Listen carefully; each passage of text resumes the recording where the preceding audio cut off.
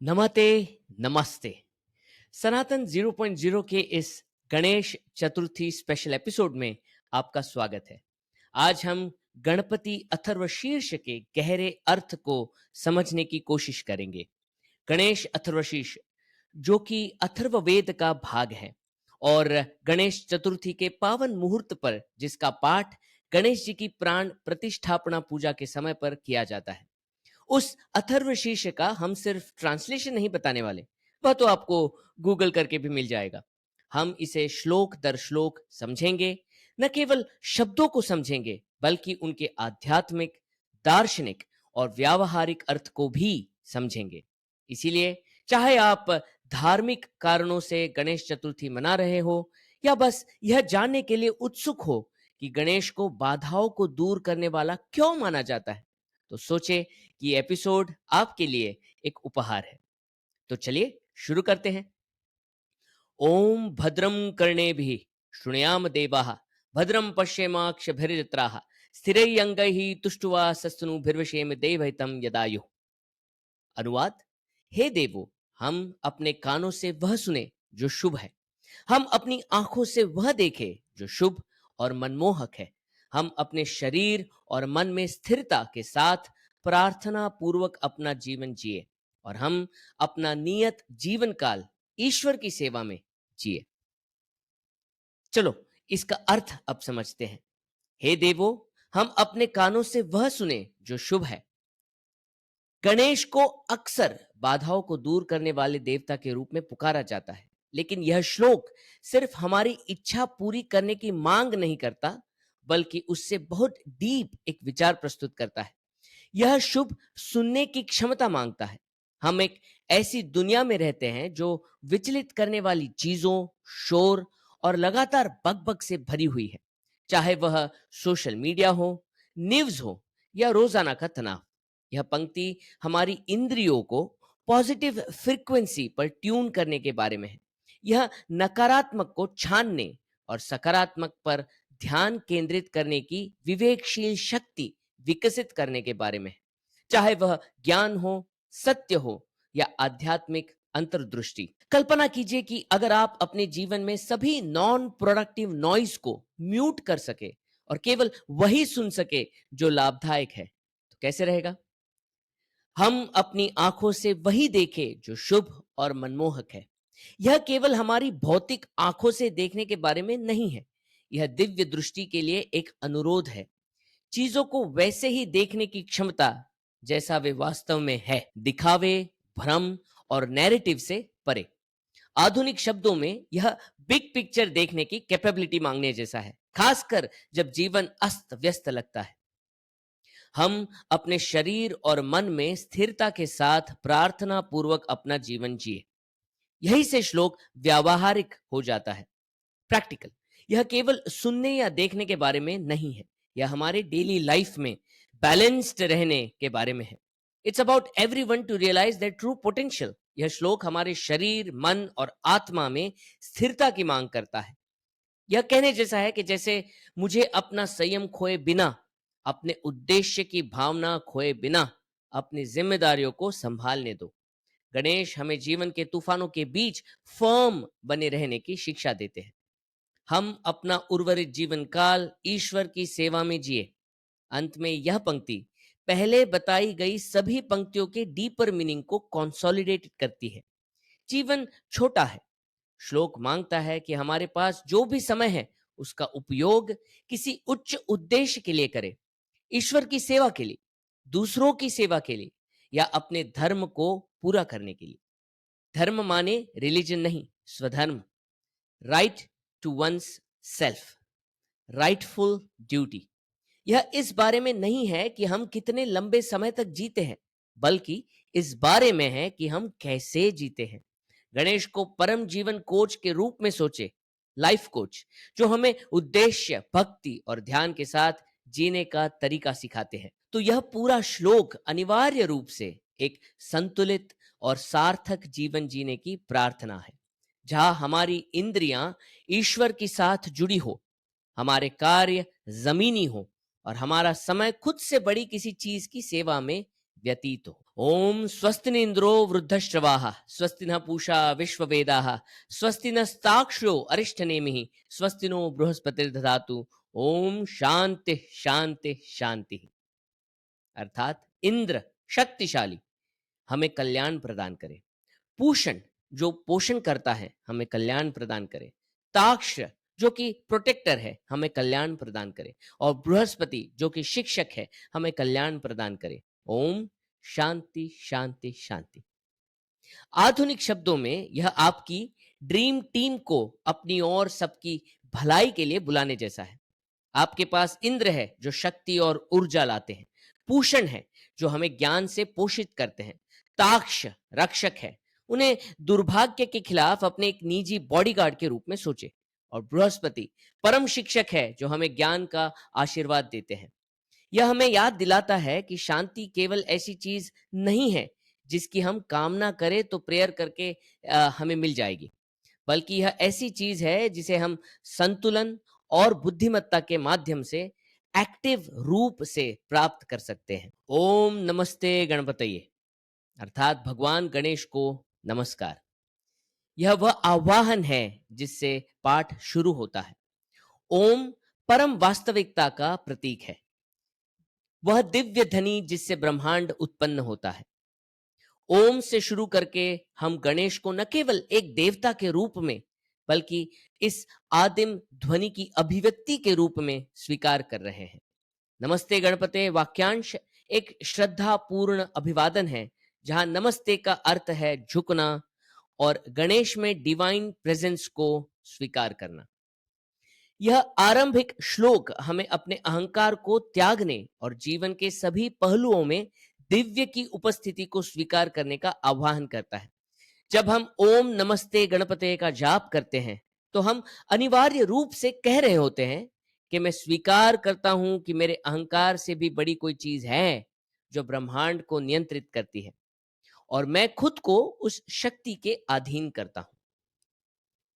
त्वमेव प्रत्यक्षम तत्वमसि अर्थात केवल आप ही दृश्यमान वह परम सत्य है। यह तत्वमसि उपनिषदों का एक महावाक्य है जिसका अर्थ है दैट दाउ आर्ट, जो इंडिविजुअल सेल्फ आत्मन और कॉस्मिक कॉन्शियसनेस ब्रह्मन की एकता की घोषणा करता है। गणेश को त्वमेव प्रत्यक्षम कहकर संबोधित करते हुए यह श्लोक पुष्टि करता है कि गणेश अव्यक्त परम सत्य का प्रकट रूप है।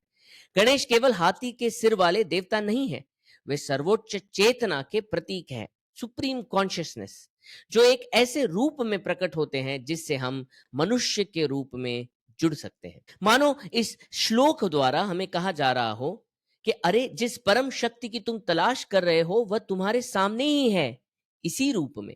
तुमेव केवलम कर्तासी तुमेव केवलम धर्तासी तुमेव केवलम हर्तासी अर्थात केवल आप ही निर्माता, पालनकर्ता और संहारक हैं।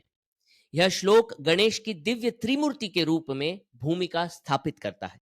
ब्रह्मा जो कि निर्माता है, विष्णु जो कि पालन करता है, और शिव जो संहारक है।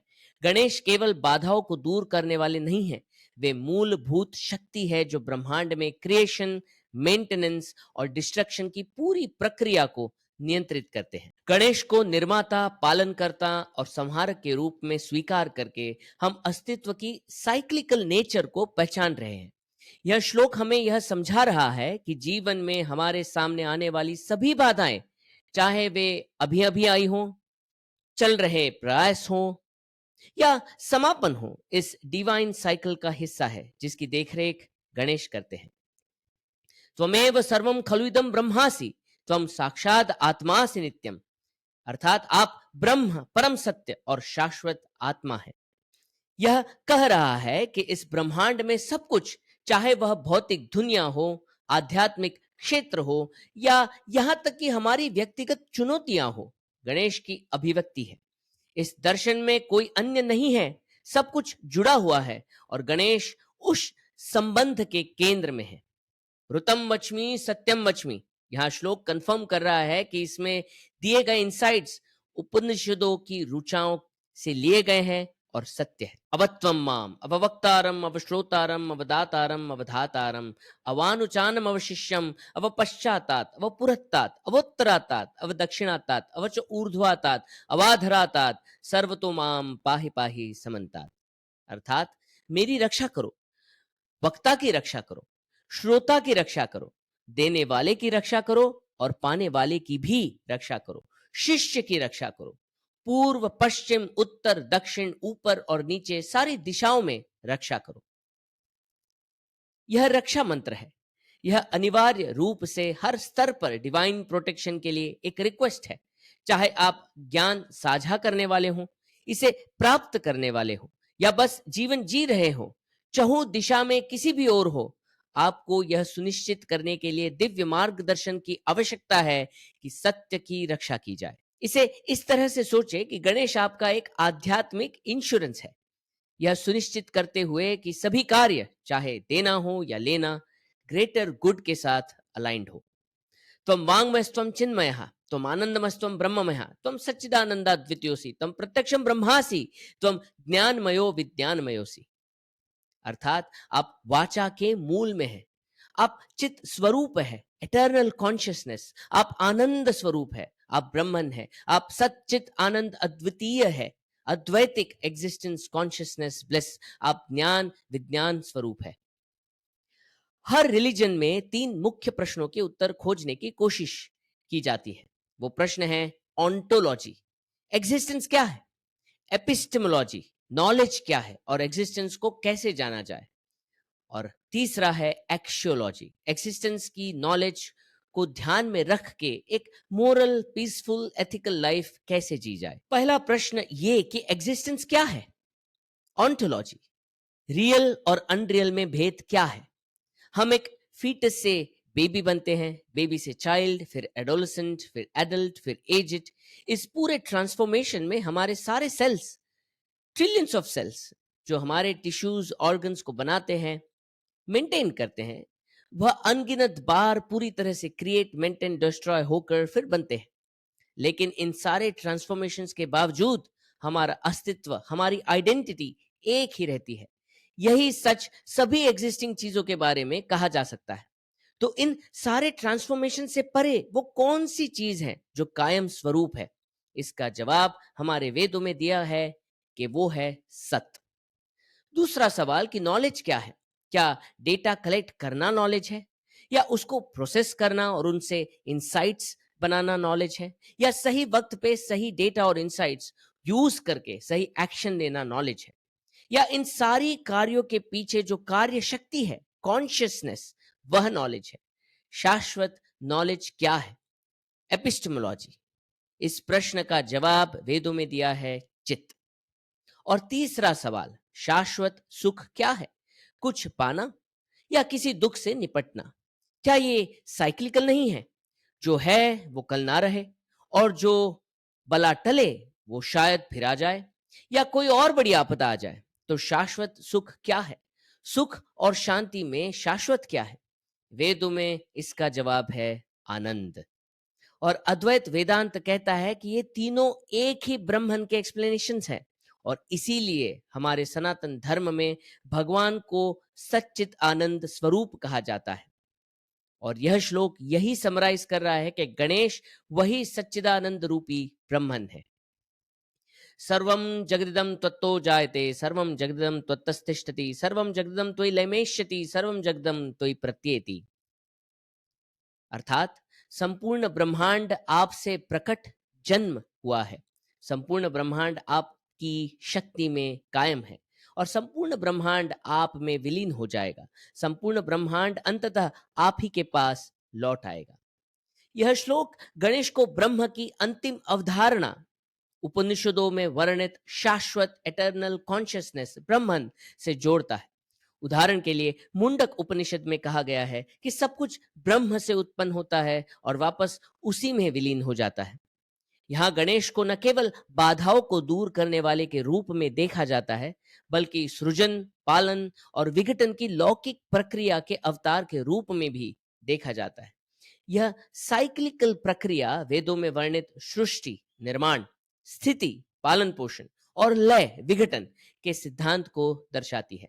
संक्षेप में गणेश वह धागा है जो इन ब्रह्मांडीय चक्रों को बांधता है, जो सृष्टि के आरंभ मध्य और अंत को जोड़ता है, जो स्वयं अस्तित्व है। त्वम भूमिरा पोन लोन लोनभा त्वम चत्वारि वाक्पदानि, अर्थात आप पृथ्वी, जल, अग्नि, वायु और अंतरिक्ष है।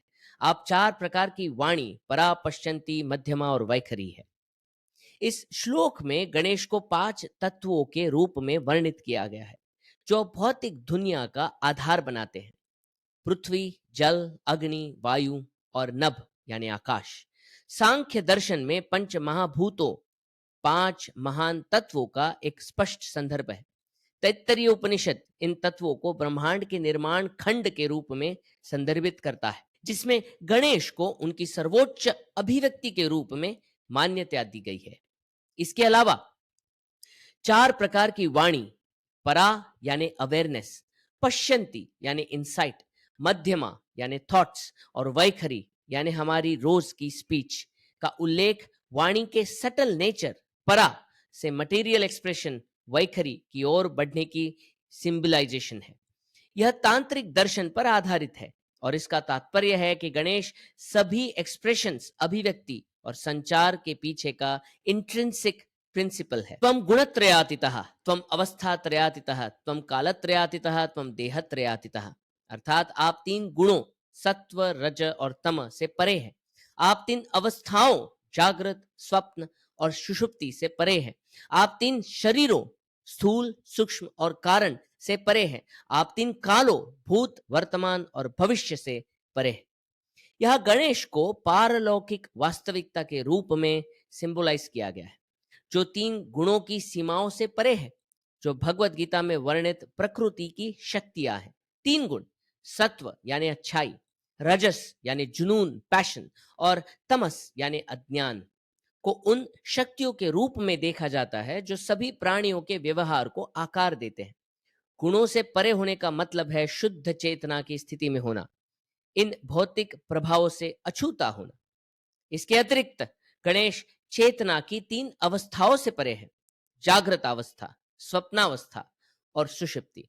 यह विचार मंडूक्य उपनिषद से निकटता से जुड़ा हुआ है, जो इन अवस्थाओं के बारे में विस्तार से बताता है और चौथी अवस्था तुर्या का परिचय देता है, शुद्ध जागरूकता की अवस्था, जिसकी प्रतिनिधित्व गणेश करते हैं। यह श्लोक समय, शरीर और अस्तित्व की अवस्थाओं से परे गणेश की उत्कृष्टता पर भी जोर देता है, जो अद्वैत वेदांत के अद्वैत को प्रतिनिधित्व करता है। त्वम मूल आधार स्थितितोसि नित्यम, त्वम शक्ति त्रयात्मकः, त्वम योगिनो ध्यायन्ति नित्यम, अर्थात आप हमेशा मूलाधार चक्र में निवास करते हैं। आप 3 शक्तियां, इच्छा, क्रिया और ज्ञान के स्वरूप हैं। योगी हमेशा आपका ध्यान करते हैं। यह श्लोक गणेश को सीधे कुंडलिनी शक्ति से जोड़ता है।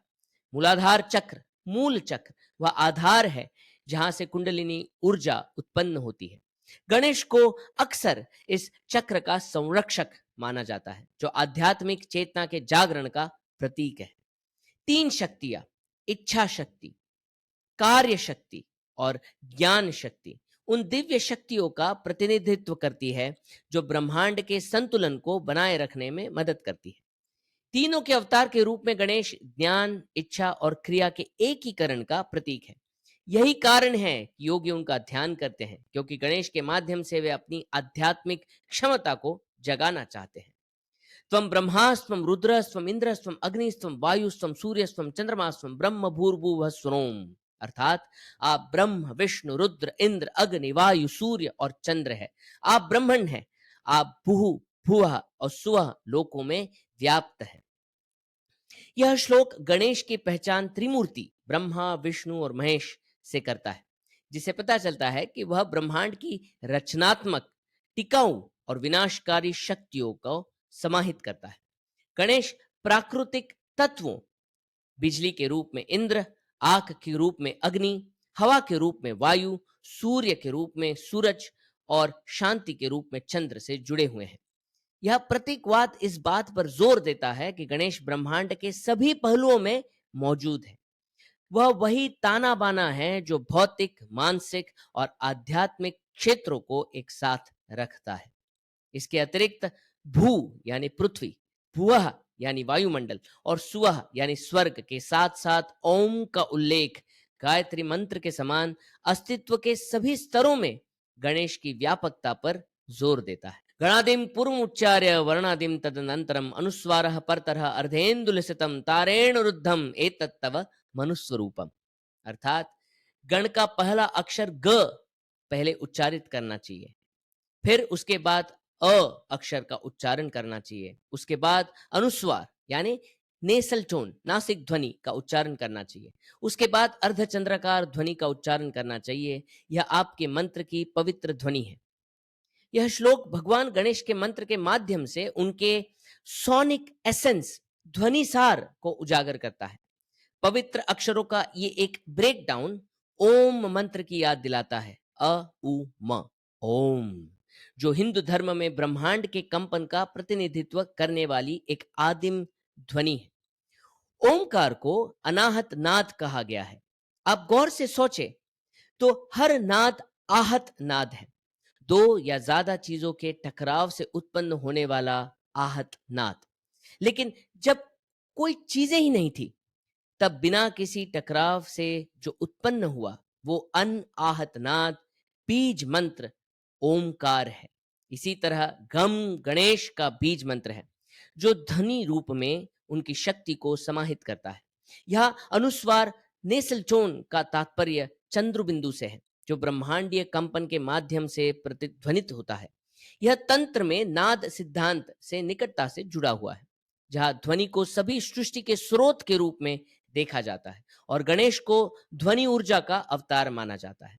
तैत्तरीय उपनिषद में उल्लेख किया गया है कि कैसे ध्वनि वाक ब्रह्मांड का पहला रूप है, और यहां भी यह अलग नहीं है, क्योंकि गणेश के एसेंस को ध्वनि के माध्यम से बुलाया जा रहा है। गकारः पूर्व रूपम, अकारो मध्यम रूपम, अनुस्वार च अंत रूपम, बिंदु उत्तर रूपम, नाद संधानम संगीता संधिहि। अक्षर ग मंत्र का पहला भाग बनता है, अ मध्य भाग बनता है, अनुस्वार समापन भाग बनता है, बिंदु अंतिम नासिकाबद्ध रेजोनेंस बनाता है। ये सभी ध्वनियां नाद आदिम ध्वनि के माध्यम से एक साथ विलीन हो जाती है और एक यूनाइटेड होल का निर्माण करती है। यह श्लोक गणेश के बीज मंत्र गम बनाने वाले अक्षरों के प्रतीकात्मक ब्रेकडाउन की पड़ताल करता है। संस्कृत अक्षर गा गणेश के रूप का प्रतिनिधित्व करता है, जबकि अक्षर अ अस्तित्व की मौलिक ध्वनि का प्रतिनिधित्व करता है, जिसे ओम के अ में भी देखा जाता है। अनुस्वार यानी कि नेसल टोन और बिंदु गणेश के मंत्र की पारलौकिक गुणवत्ता को दर्शाते हैं, जो शब्दांश से परे कंपन को बढ़ाते हैं। नाद भौतिक और आध्यात्मिक के बीच का संबंध है। ठीक उसी तरह जैसे ऋग्वेद में ध्वनि को एक ऐसी शक्ति के रूप में वर्णित किया गया है जो मध्यस्थता करती है रूप और निराकार के बीच में। रूप और निराकार के बीच का अंतर स्पष्ट करते हुए यह मंत्र गणेश की ब्रह्मांडीय उपस्थिति यानी कॉस्मिक प्रेजेंस का आह्वान करने का एक साधन बन जाती। स एषा गणेश विद्या गणकृषि निर्च्युत गायत्री छंदः गणपतिर्देवता ओम गम गणपतये नमः। अर्थात यह गणेश विद्या का ज्ञान है। इस मंत्र के दृष्टा गणक ऋषि है, छंद निर्च्युत गायत्री है, पीठासीन देवता गणपति है। ओम गम गणपतये नमः। श्री गणेश जी को नमस्कार। यह श्लोक औपचारिक रूप से गणेश विद्या को एक आध्यात्मिक विज्ञान या रहस्यमय ज्ञान के रूप में पेश करता है, जिसे गणक ऋषि ने गायत्री छंद के माध्यम से आगे बढ़ाया है। गायत्री छंद गायत्री मीटर एक प्राचीन वैदिक छंद है, जिसका उपयोग शक्तिशाली भजनों और मंत्रों के लिए किया जाता है। गणपति को इस विद्या का देवता घोषित करके श्लोक साधकों को अल्टीमेट ट्रुथ को समझने के लिए गणेश के रूप, मंत्र और बीज मंत्र गम की ऊर्जा पर ध्यान लगाने के लिए आमंत्रित करता है। यह उल्लिखित ऋषि परंपरा इस तथ्य को रेखांकित करती है कि अथर्वशीर्ष मंत्र ऋषियों की एक अखंड वंशावली से निकलता है, ठीक उसी तरह जैसे प्राचीन मंत्र और भजन ऋग्वेद में प्रकट हुए हैं। एकदंताय विद्महे वक्रतुंडाय धीमहि तन्नो दंती प्रचोदयात्। हम एक दांत वाले भगवान का ध्यान करते हैं, हम घुमावदार सूंड वाले का चिंतन करते हैं, वह दांत वाला हमें प्रेरित और प्रकाशित करे। यह गणपति गायत्री मंत्र है, एक पवित्र आवाहन जो साधक के भीतर गणेश के दिव्य ज्ञान को जगाने का प्रयास करता है। एक दंत, एक दांत वाला, द्वंद्वों की एकता का प्रतीक है, अद्वैत का प्रतीक है, सृजन और विनाश, ज्ञान और क्रिया का संतुलन। वक्रतुंड, घुमावदार सूंड, फ्लेक्सिबिलिटी और एडेप्टेबिलिटी का प्रतीक है। गणेश की बाधाओं के आसपास रास्ता खोजने की क्षमता, चाहे रास्ता कितना भी जटिल क्यों न हो। यह मंत्र प्रसिद्ध गायत्री मंत्र की संरचना को बारीकी से दर्शाता है, जो भक्त को गणेश की बुद्धि और आध्यात्मिक मार्गदर्शन के साथ जोड़ता है। एकदंतम चतुर्हस्तम पाशमम कुशधारिणम रुदम च वरदम हस्त बिभ्राणम मूषकध्वजम रक्तम लंबोदरम शूर्पकर्णकम रक्तवाससम रक्तगंधानुलिप्तांगम रक्तपुष्पैः सुपूजितम। अर्थात हम एक दांत चार भुजाओं वाले का ध्यान करते हैं। उसके दो हाथों में पाश और अंकुश है, तीसरे में टूटा हुआ दांत है और चौथा वरदान देने वाला भाव दिखाता है। उनका ध्वज एक चूहे से सुशोभित है, उनका रूप लाल है, उनका पेट बड़ा है और उनके कान पंखे की तरह चौड़े हैं। वह लाल चंदन से सजे हुए हैं और लाल फूलों से सुशोभित है। यह श्लोक भगवान गणेश के रूप की एक ज्वलंत छवि प्रदान करता है। इस विवरण में प्रत्येक प्रतीक का एक बहुत ही डीप मीनिंग है। फंदा और अंकुश अज्ञानता और भौतिक इच्छाओं पर नियंत्रण के प्रतीक है। टूटा हुआ दांत बलिदान का प्रतीक है। गणेश ने महाभारत को लिखने के लिए अपना दांत तोड़ दिया, जो एक महान उद्देश्य के लिए आत्म बलिदान करने का प्रतीक है।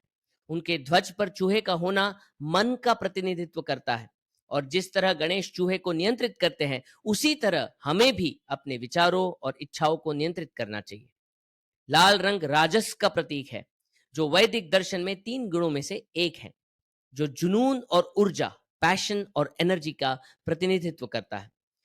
राजस से जुड़े होने के बावजूद गणेश का बड़ा पेट, लंबोदर, सभी अनुभवों को पचाने की उनकी क्षमता का प्रतीक है, अच्छे और बुरे, और संतुलन बनाए रखने की उनकी क्षमता का भी प्रतीक है।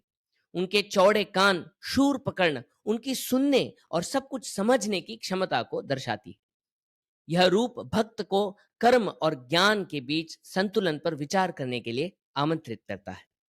भक्तानुकंपिनम देवम जगत कारणमच्युतम आविर्भूतम च सुष्ठादो प्रकृतेः पुरुषात्मरम एवं ध्यायन्त्यो नित्यम सुयोग योगिनाम वरः। अर्थात भगवान जो अपने भक्तों के प्रति दयालु है, वह संसार के कारण, अविनाशी और शाश्वत है। वह प्रकृति और पुरुष से परे सृष्टि की शुरुआत में प्रकट होते हैं। जो उनका ध्यान करता है, दैनिक योगियों में सर्वश्रेष्ठ है। यह श्लोक गणेश को अच्युत, इम्पेरिशेबल के रूप में संदर्भित करता है, सिंबलाइज करता है, जिसका अर्थ है अविनाशी या शाश्वत।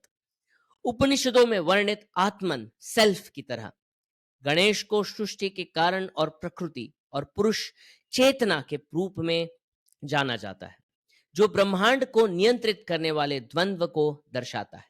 जो व्यक्ति नियमित रूप से उनका ध्यान करता है, वह योग योगिनाम्बर बन जाता है, अर्थात सर्वोत्तम योगी, क्योंकि वह स्वयं को उस सार्वभौमिक चेतना के साथ अलाइन कर लेता है जिसका प्रतिनिधित्व गणेश करते हैं। नमो व्रातपतये, नमो गणपतये, नमः प्रमथपतये, नमस्ते अस्तु लंबोदराय एकदंताय विघ्ननाशिने शिवसुताय श्री वरद मूर्तये नमः। अर्थात जनता के भगवान व्रतपति को नमस्कार, गणों के भगवान को नमस्कार, प्रमथों के नेता भगवान शिव के सेवक उनको नमस्कार। हे लंबोदर, बड़े पेट वाले, हे एकदंत, एक दांत वाले, आपको नमस्कार है। बाधाओं को दूर करने वाले भगवान शिव के पुत्र और वरदान दाता को नमस्कार है। यह श्लोक गणेश की स्तुति का समापन है, जिसमें उन्हें विभिन्न विशेषणों से संबोधित किया गया है, जो उनकी भूमिकाओं और विशेषताओं का वर्णन करते हैं। व्रतपति का अर्थ है प्रतिज्ञाओं के स्वामी, जो कमिटमेंट और रिजॉल्व करने वालों या डिसिप्लिन्ड पाथ पर चलने वालों के नेता के रूप में गणेश की भूमिका को उजागर करता है। गणपति गणों के स्वामी हैं, भगवान शिव के सेवकों को संदर्भित करता है। इन दिव्य प्राणियों के नेता के रूप में गणेश ब्रह्मांडीय व्यवस्था में उनकी स्थिति पर जोर देते हैं।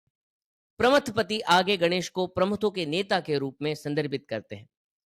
प्रमथ जो अर्ध दिव्य हाफ डिवाइन प्राणियों का एक समूह है, जो अक्सर भगवान शिव के अनुचरों से जुड़ा होता है, डिसाइपल्स के साथ जुड़ा होता है। ये सिंबलाइज करते हैं अपने इमोशंस, क्रिएटिव अर्जेस, फीलिंग्स को। इसीलिए उन्हें कभी कभी उग्र या जंगली माना जाता है, लेकिन उन पर गणेश का नेतृत्व उनकी इमोशंस को कंट्रोल करने की क्षमता को दर्शाता है। लंबोदर गणेश के बड़े पेट का प्रतीक है, जो सभी अनुभवों को समान रूप से पचाने की उनकी क्षमता का प्रतीक है, अच्छे और बुरे, सफलता और असफलताएं। यह पेट संपूर्ण ब्रह्मांडीय सृष्टि को भी धारण करता है, जो ब्रह्मांड के रक्षक और पोषणकर्ता के रूप में उनकी भूमिका का प्रतीक है। एक दंत, एक दांत, त्याग के अवतार के रूप में गणेश की भूमिका को दर्शाता है। विघ्ननाशिन का अर्थ है बाधाएं हटाने वाला। गणेश का सबसे प्रसिद्ध नाम यह याद दिलाता है कि वे भक्तों के लिए मार्ग क्लियर करते हैं, उन बाधाओं को दूर करते हैं जो किसी की प्रगति में बाधा डालती है, चाहे वह भौतिक हो या आध्यात्मिक जर्नी। भगवान शिव के पुत्र शिवसुता हमें गणेश के दिव्य माता पिता और उनके संबंध की याद दिलाते हैं। गणेश अपने पिता की प्रचंड शक्ति को अपनी सौम्यता और बुद्धिमत्ता के साथ जोड़ते हैं। वरदान देने वाले वरदमूर्त ये भक्त को आश्वस्त करते हैं कि गणेश न केवल बाधाओं को दूर करने वाले हैं, बल्कि आशीर्वाद देने वाले भी हैं। वे अपने भक्तों की इच्छाओं को पूरा करते हैं, उन्हें समृद्धि, ज्ञान और आंतरिक शक्ति की ओर ले जाते हैं। यह श्लोक अक्सर संदर्भित होता है गणेश माला मंत्र के रूप में। यह गणेश की शक्ति और चरित्र का समेशन है। अंत में जब हम गणपति अथर्वशीर्ष पर विचार करते हैं, तो हम पाते हैं कि भगवान गणेश केवल बाधाओं को दूर करने वाले नहीं, बल्कि उससे कहीं अधिक को सिंबलाइज करते हैं।